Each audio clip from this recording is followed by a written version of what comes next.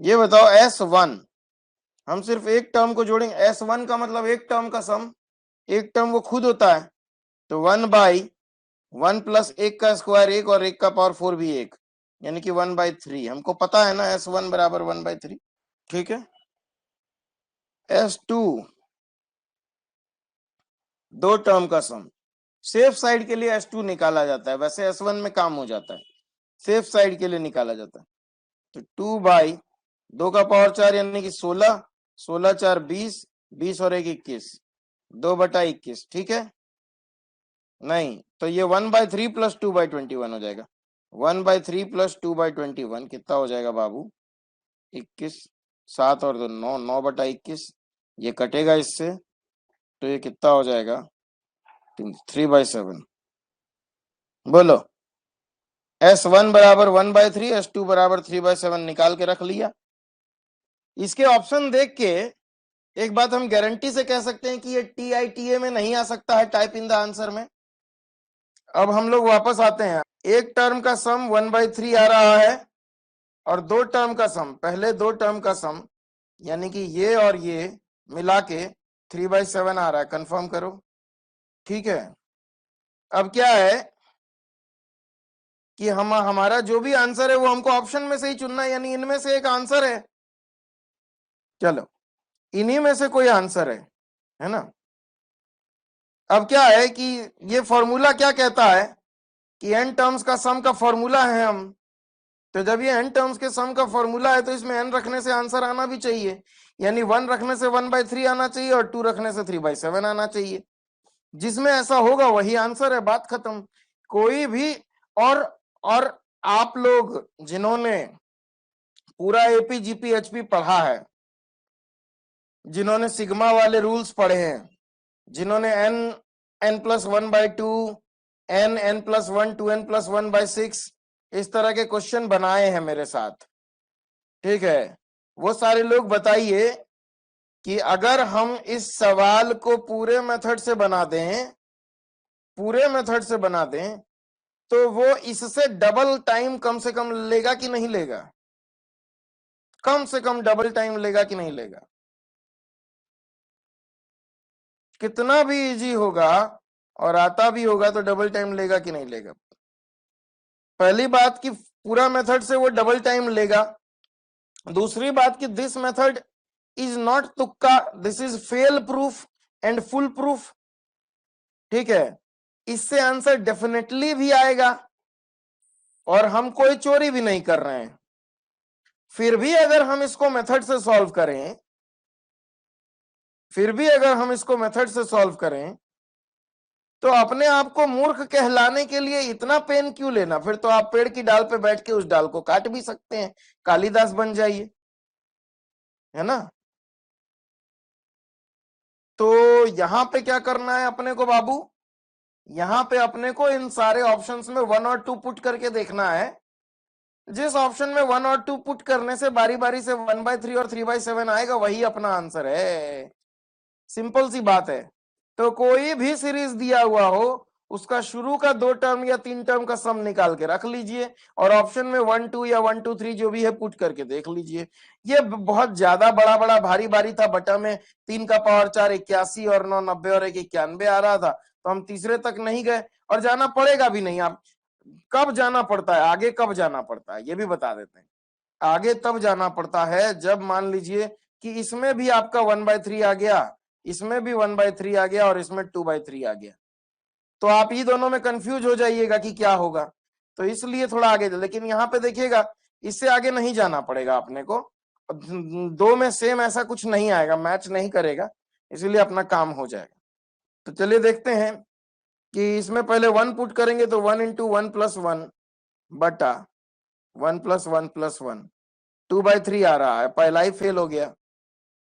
1 × 1 + 1 2 हो गया बटा 2 × 1 + 1 + 1, तो ये 1/3 आ रहा है, अभी नहीं। 1 × 1 - 1 बाई 2 × 1 + 1 + 1, तो 1 - 1 तो 0 हो गया, तो सम 0 हो जाएगा, तो ये गया, तो यही आंसर हो गया हमारा। फिर भी सेफ साइड के लिए कि कहीं नन ऑफ दीज हो, कहीं हमारी किस्मत सच में इतनी खराब होगी तो हम क्या करें भैया, तो हम क्या करेंगे, इसमें 2 पुट करके, 2 into 2 plus 1 by 2 into 2 square plus 2 plus 1, तो 2 2 कट गया, 3/4 2 6 1 7, मैच कर गया भाई, दूसरा आंसर होगा। n बराबर 0 से लेके इन्फिनिटी तक, तो n को पहले 0 रख के देख लिया जाए। तो n को जब हमने 0 रखा तो 1/1 माइनस 1/2 आया, तो ये हो गया 1/2। फिर हमने n को 1 रखा तो कितना आएगा, 1/3 और 1 4 माइनस 1/3 और 2 5, तो ये 1/20 आया। तो n को अब 2 रखा, 3 दूनी 6 1 7, 1/7 माइनस 1/8, तो 1/56 आया।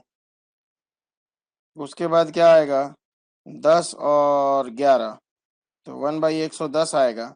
इसके बाद देखो ये घटता जा रहा है, ठीक है, ये बहुत छोटा नंबर होता जाएगा, बहुत छोटा। तो चार चीजों का सम निकाल लीजिए, बहुत है। तो 0.5 प्लस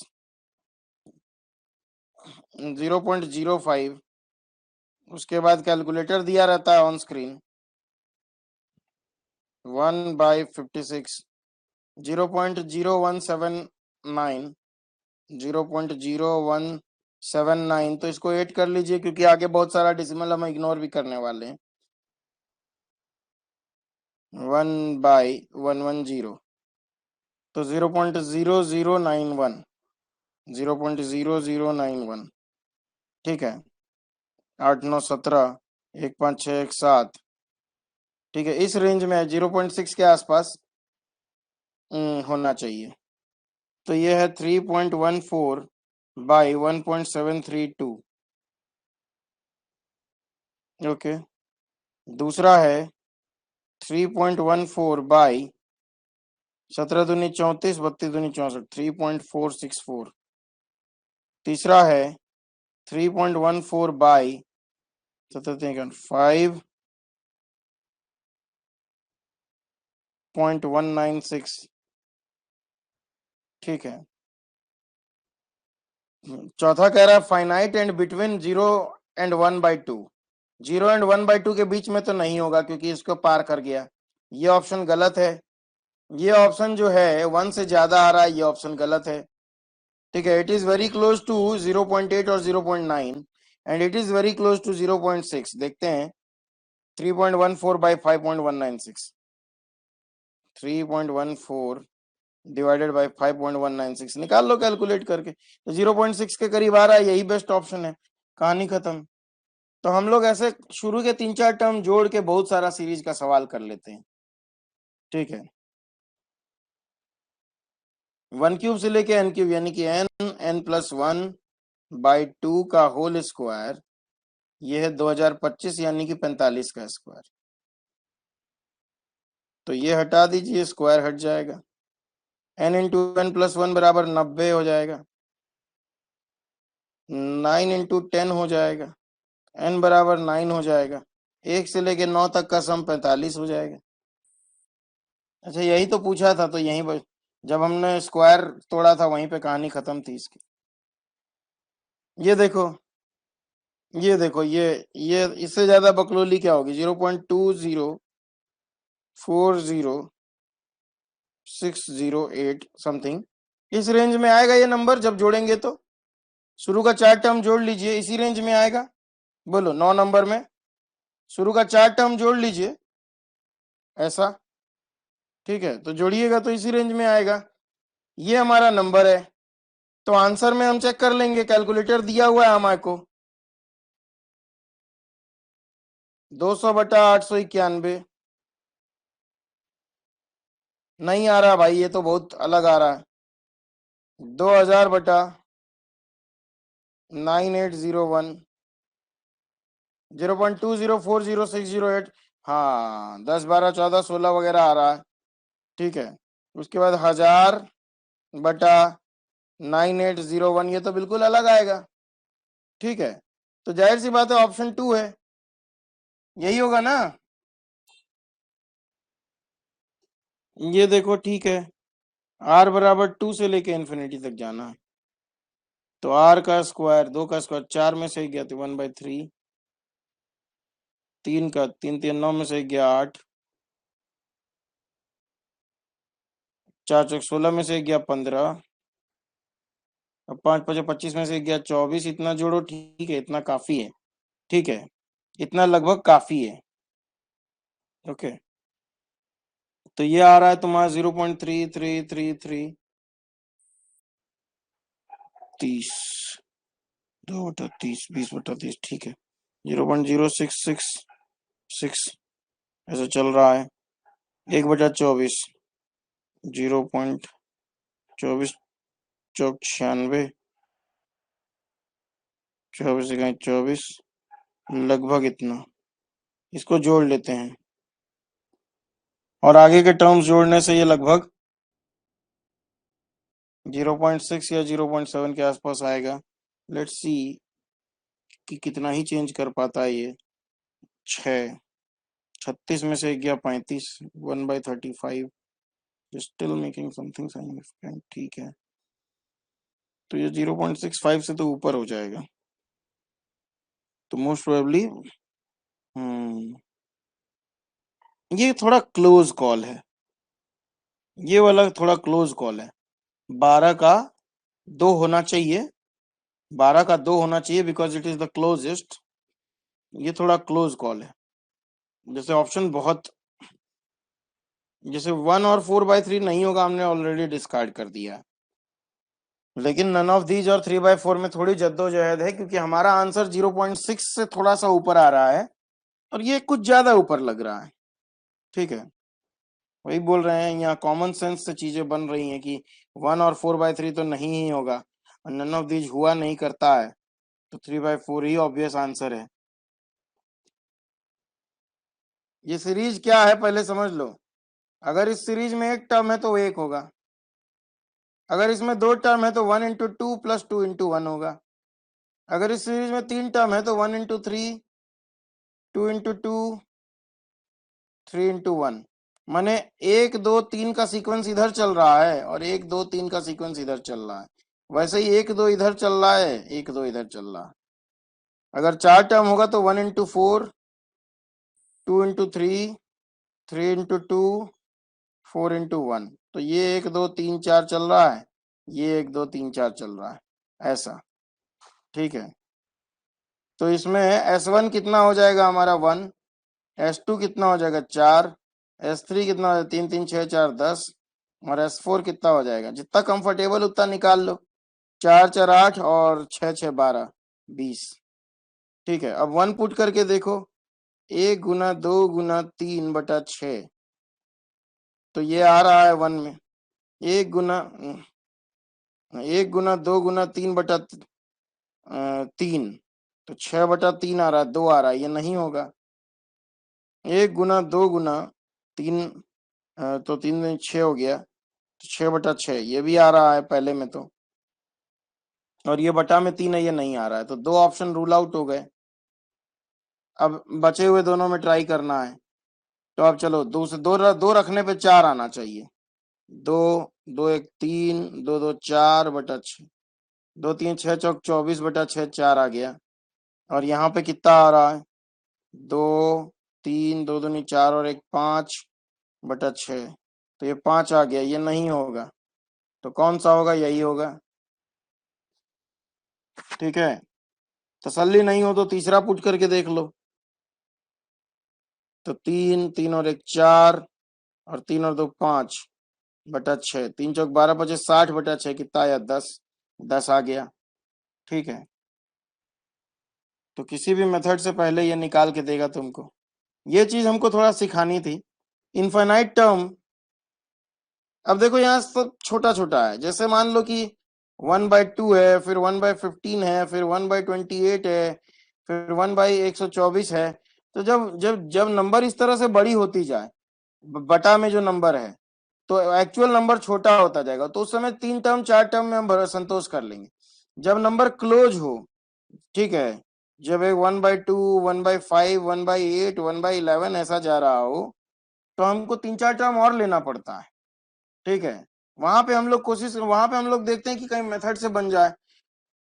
तो ये 1/3 वाला रूल लगा के फिर बनाते हैं, 1 - 1/4 प्लस 1/4 - 1/7 ऐसा करते हुए, और इन्फिनिटी तक जा रहा है तो ये सब कटेगा, बस बचेगा बस यही 1।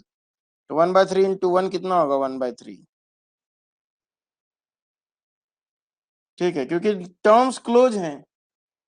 वैसे अगर आप इसको मल्टीप्लाई करके देखिएगा तो उतना क्लोज भी नहीं है। 1/4 1/28 फिर सीधा 1/70 आ रहा है। अच्छा ठीक है, फिर सीधा 1/130 आ रहा है। हाँ, तो इतने में तो हो जाएगा काम हमारा। 1/4 तो हमारा 0.25 हो ही गया। 1/28 कितना हो जाएगा? 1/28, 0.0357। 1/70 कितना हो जाएगा? 0.1428। तो ये 29 कर दो या 143 कर दो इसको, क्योंकि आगे का टर्म हम लोग कुछ छोड़ने वाले हैं इसलिए। और 1/130, 0.0077। ठीक है, 7 3 10 7 17, 1 5 6 4 10 7 17, 1 5 6 3 9 और 1 10, 1 और 2 3, 0.3 के आसपास आ रहा है। 0.33 ये ऑप्शन है हमारा। इससे थोड़ा सा ज्यादा ही होना चाहिए, बस इतना ध्यान रखना है। 1 × 1 फैक्टोरियल, 2 × 2 फैक्टोरियल, जहां तक जा रहे हैं उतना +1 का फैक्टोरियल -1 होता है। ठीक है, पीएनसी में इसका डेरिवेशन भी देख लेंगे, बाकी फॉर्मूला इसका फिक्स होता है। ठीक है, और चाहे तो इसको भी आप वैसे निकाल सकते हैं कि पहले n को 1 रख के देख लीजिए, तो ये आया 1, 1 के लिए 1 आया, 2 के लिए दोनों को जोड़ लीजिए, तो 2 दूनी 4 और 1 5 आया, 2 के लिए 5 आया, और 3 के लिए तीनों को जोड़ के देख लीजिए, तो 3 छक 18, 18 और 4 22, 22 और 1 23, 3 के लिए 23 आया। ठीक है, अब यहाँ देखिए, अगर आप 1 रखिएगा तो 2 का फैक्टोरियल में से 1 गया तो सही है। अगर 2 रखिएगा तो 3 के फैक्टोरियल में से 6 में से 1 गया, सही है।